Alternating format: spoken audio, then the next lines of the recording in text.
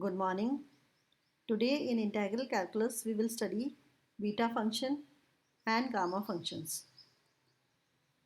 First of all, what is beta function?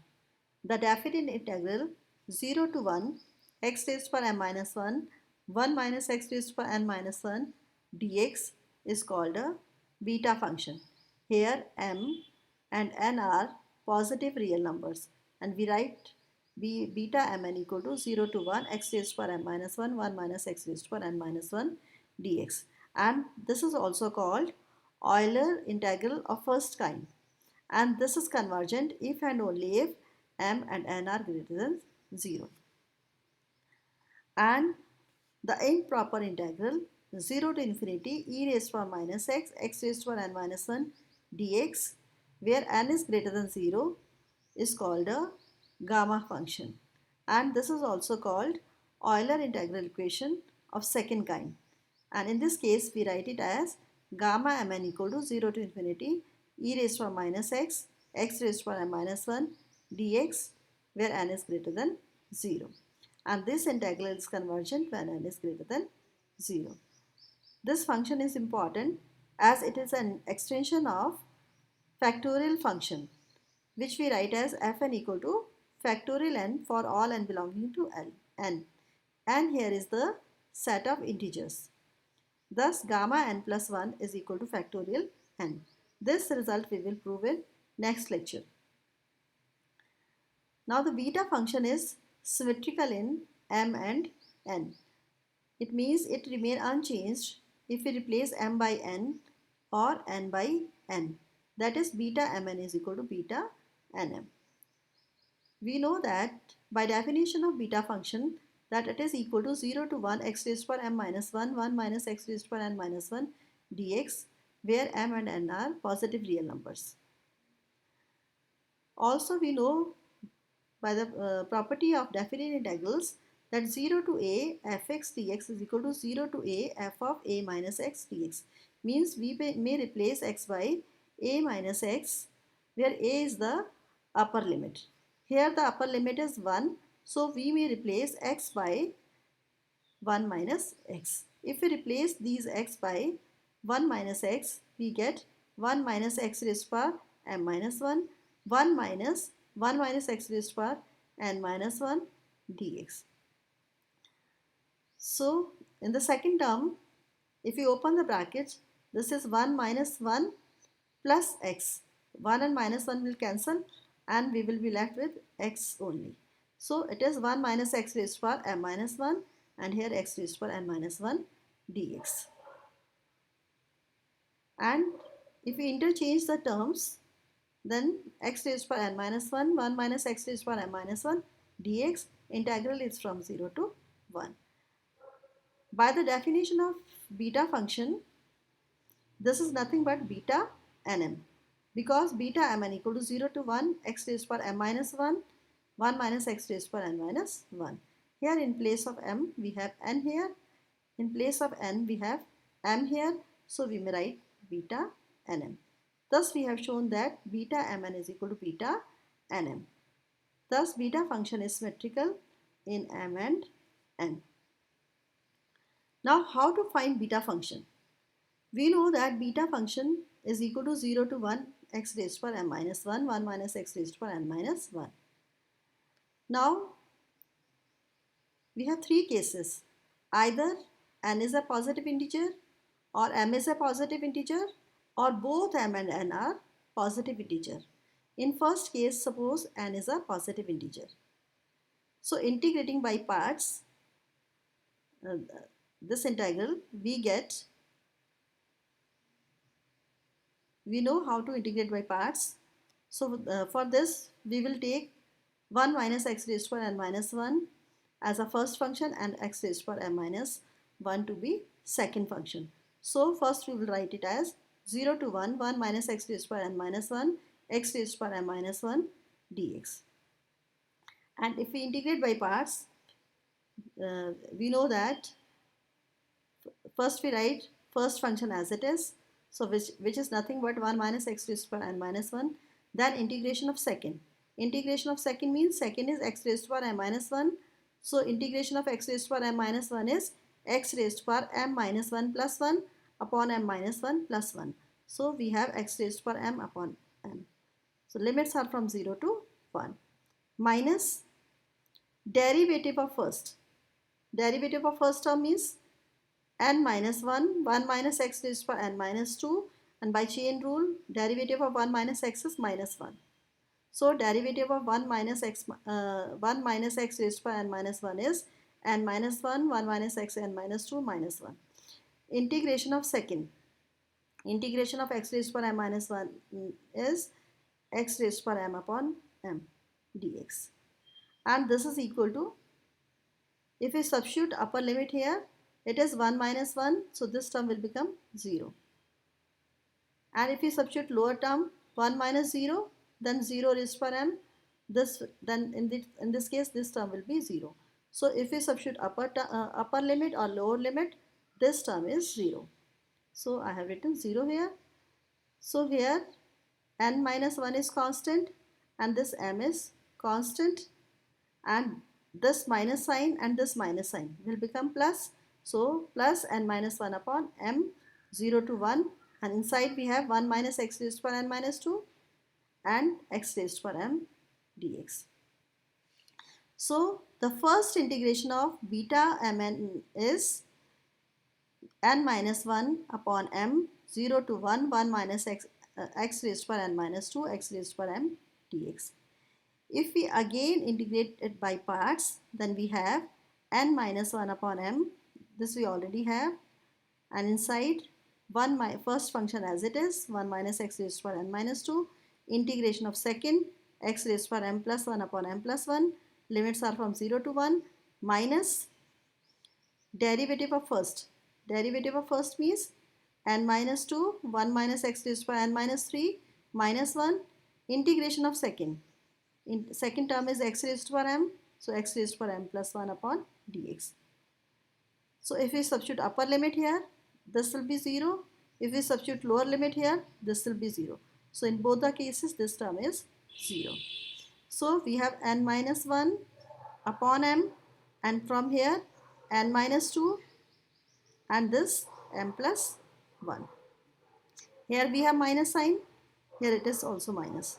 So this is plus 0 to 1, inside we have x raised to power m plus 1, and this is 1 minus x raised to power n minus 3. So in the second integration we have n minus 1 into n minus 2, m into m plus 1, 0 to 1, x raised to power m plus 1, 1 minus x raised to power n minus 3 dx. If we repeat this process, we will observe that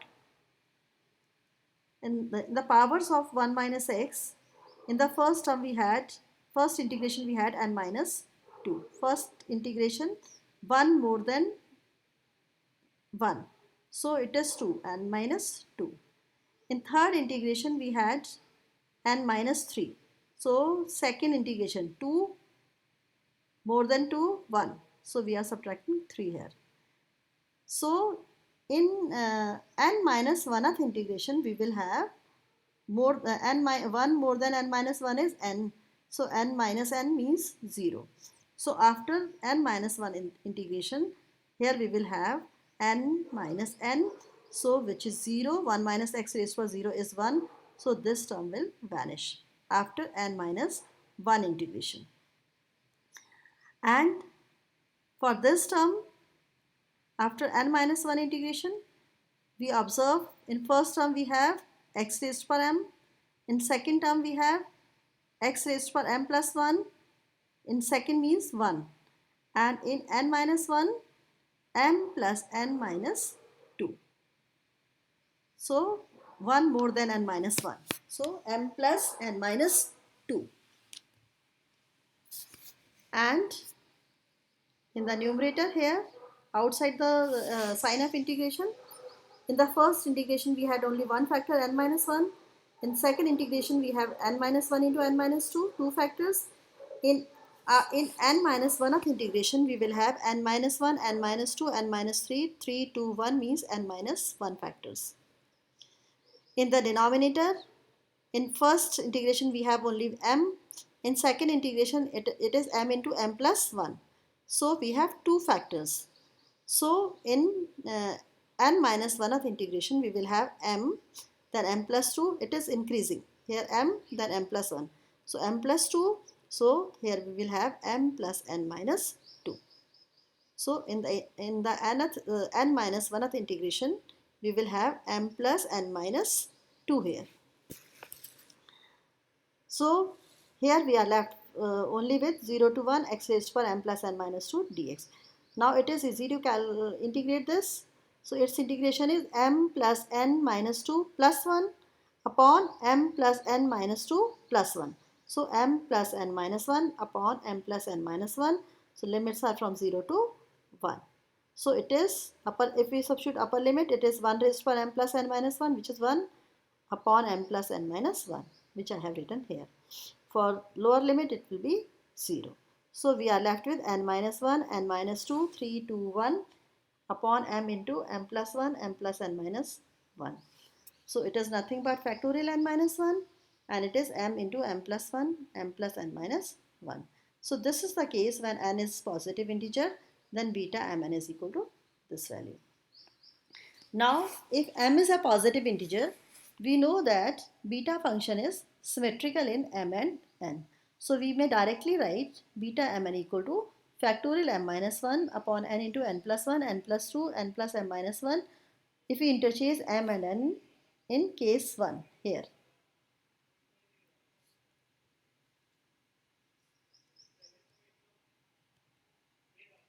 In case 1, beta mn equal to factorial n minus 1 upon m into m plus 1, m plus n minus 1.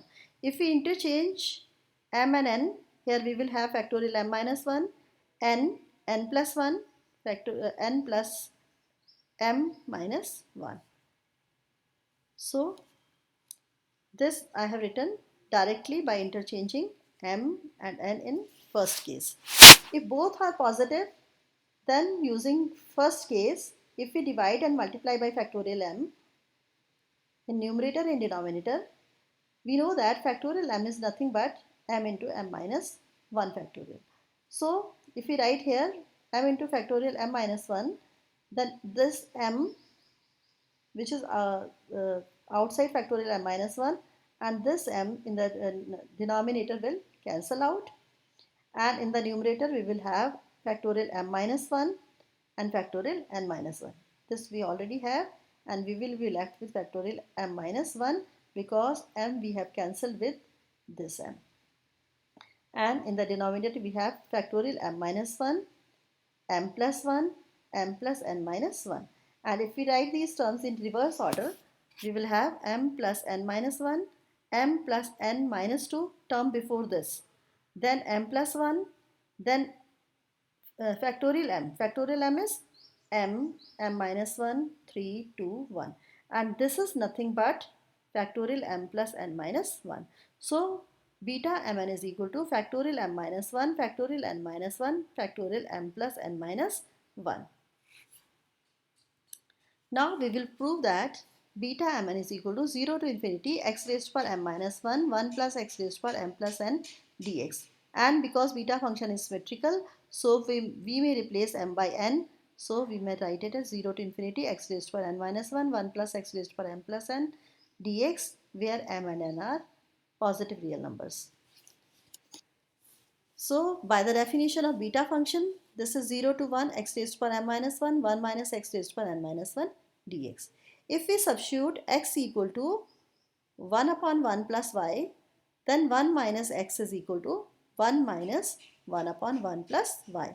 And if we simplify this term, we get y upon 1 plus y. On differentiating this, dx, differentiation of 1 upon 1 plus y minus 1 upon 1 plus y square and dy. Here the lower limit is 0, upper limit is 1. So whenever we substitute, we change the variable, we also change the limit. So for x equal to 0, if we substitute x equal to 0 here, then y 1 plus y is equal to 1 upon 0. Shift this to this side and this to this side. 1 plus y is 1 upon x. For x equal to 0, 1 plus y is 1 upon 0 means infinity. So it means y is infinity. Upper limit, if x is 1, if you substitute 1 here, then 1 plus y is equal to 1, then y equal to 0. So earlier the limits were from 0 to 1, now the limits are from infinity to 0. Now in place of x we have 1 upon 1 plus y raised to m minus 1. For 1 minus x raised to n minus 1, it is y upon 1 plus y raised to n minus 1. Then dx equal to minus 1 upon y whole square dy, because we have calculated dx equal to minus 1 upon y whole square dy. So in the numerator we have 1 here, 1 raised to n minus 1 is 1, 1 here we have y raised to n minus 1, so this is y raised to n minus 1. In the denominator 1 plus y raised to m minus 1, 1 plus y raised to n minus 1, 1 plus y whole square. So m minus 1 plus n minus 1 plus 2. So minus 1 plus 2 is 0. So we are left with 1 plus y raised to m plus n. Therefore beta mn is equal to 0 to infinity y raised to n minus 1, 1 plus y raised to m plus n dy.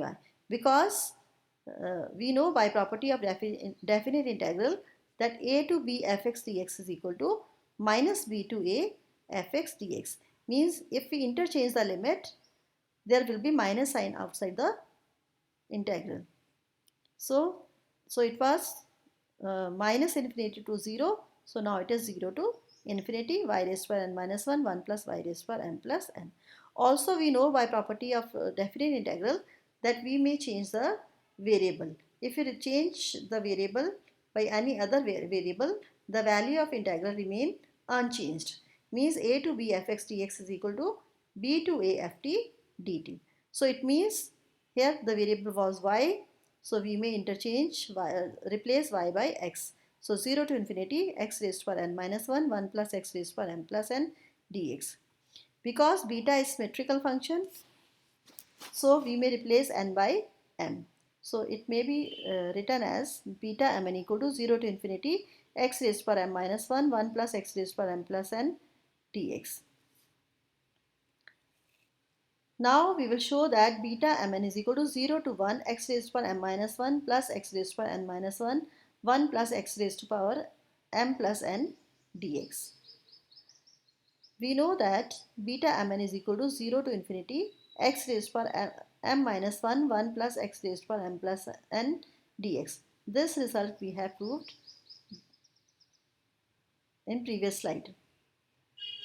Also we know by property of definite integral that a to b fx dx is equal to a to c fx dx plus c to b fx dx if c lies between a and b. Here the limits are from 0 to infinity and 1 lies between 0 and infinity. So we may break it into two parts, 0 to 1 and 1 to infinity. So x raised to m minus 1, 1 plus x raised to m plus n dx, 0 to 1. Then the integration 1 to infinity x raised to m minus 1, 1 plus x raised to m plus n dx. If we substitute x equal to 1 upon t in second term, this is the second term, then dx is equal to minus 1 upon t square. It is 1 upon t, so dx is minus 1 upon t square dt. Lower limit is 1, upper limit is infinity. So if we substitute x equal to 1, then if x is 1 here, then t is 1.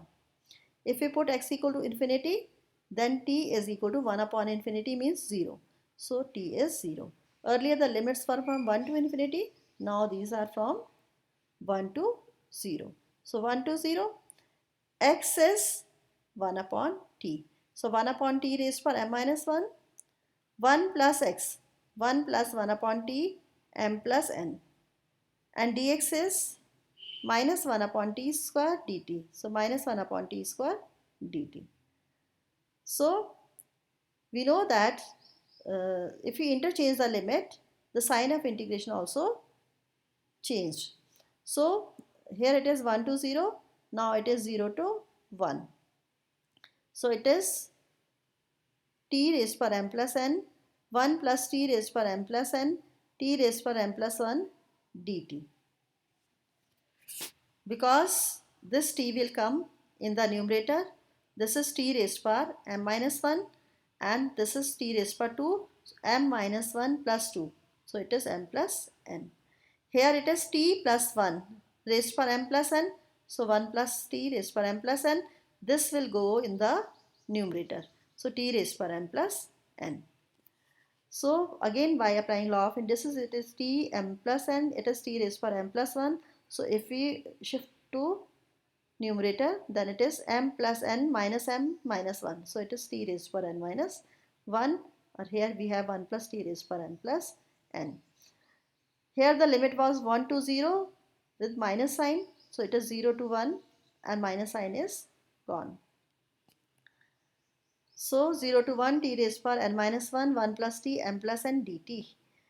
But by the properties of definite integral, we may change the variable, because a to b ft dt equal to a to b fx dx. So this is 0 to 1 x raised per n minus 1 1 plus x raised per m plus n dx.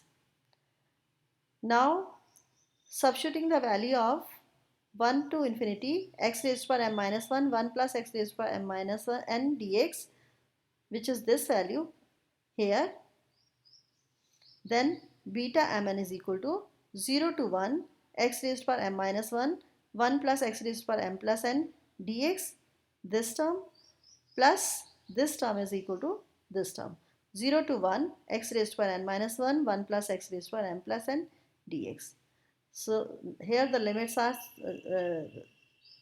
limits of integration are same, variable is same, denominator is same. So we may write 0 to 1 x raised per m minus 1 plus x raised per n minus 1 1 plus x raised per m plus n dx. Now we will show that beta mn is equal to a raised per m bn 0 to infinity x raised per m minus 1 dx ax plus b raised per m plus n.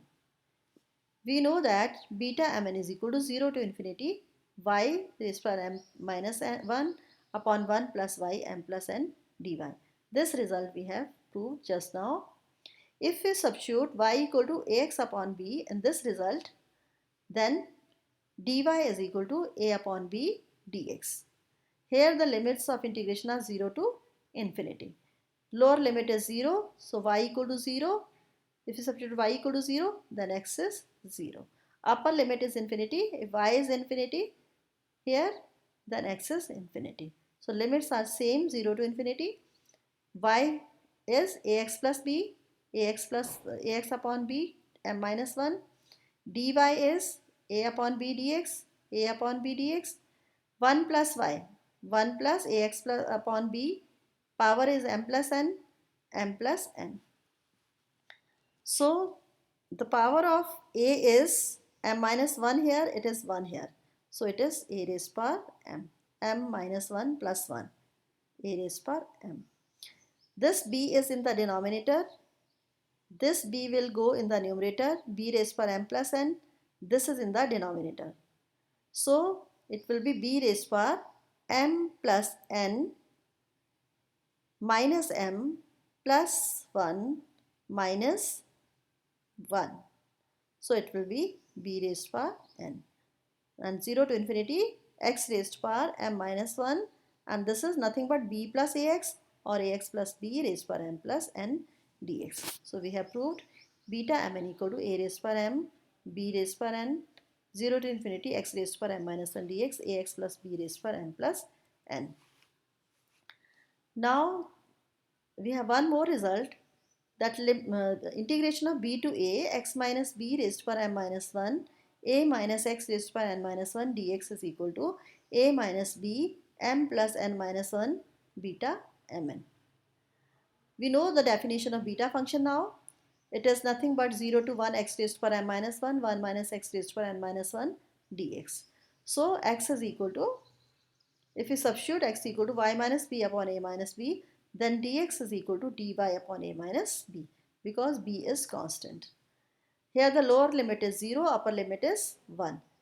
Variable is x. So if x is 0, if you substitute x equal to 0, then if you cross multiply y minus b equal to 0 means y equal to b. If we substitute x equal to 1, 1 here, cross multiply y minus b equal to a minus b, so y equal to a.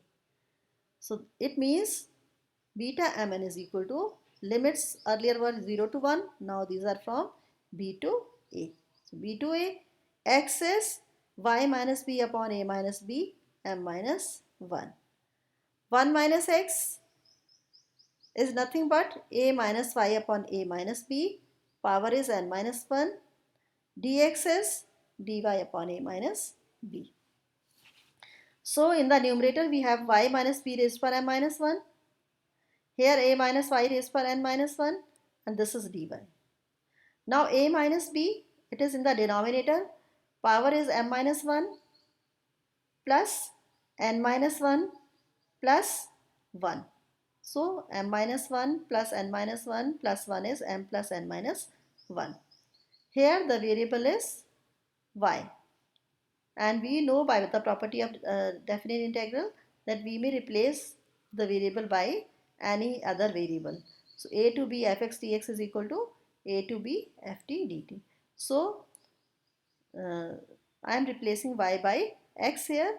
So 1 upon a minus b m plus n minus 1, b to a x minus b m minus 1 a minus x raised to n minus 1 dx. So if we cross multiply, this will go to this side. So a minus b m plus n minus 1 b mn beta mn is equal to b to a x minus b raised to power m minus 1 a minus x raised to power n minus 1 dx. Or we may write b to a x minus b raised to power m minus 1 a minus x raised to power n minus 1 dx equal to a minus b raised to power m plus n minus 1 beta mn. Thank you.